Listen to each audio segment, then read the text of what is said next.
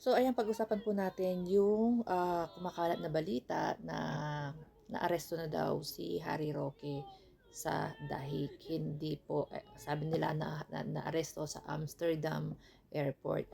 Hindi po totoo.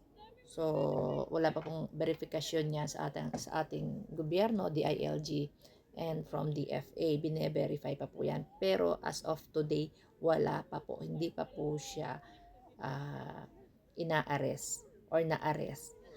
Ang kwento, kahapon na biglang naglabas ng video si Harry Roque na hindi daw totoo yung mga pinapalabas sa social media na nahuli siya, which is totoo naman, hindi po siya nahuli. Dahil siya daw ay isang asylum seeker. Although asylum seeker ka, Harry Roque, hindi naman na-approve, di ba?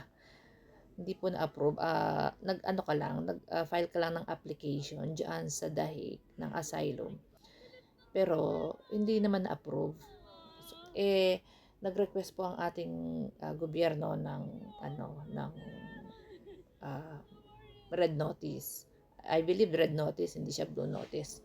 So red notice diyan sa Interpol diyan po sa Dahig.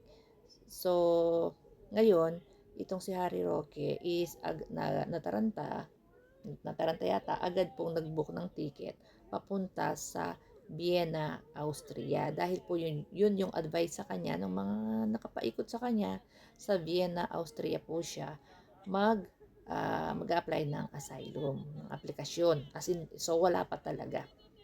Wala naka-apply.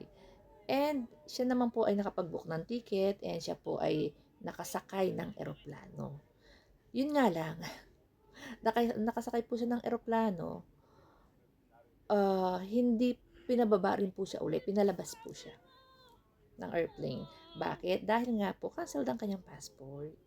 And wala siyang clearance to exit. Wala po siyang clearance to exit.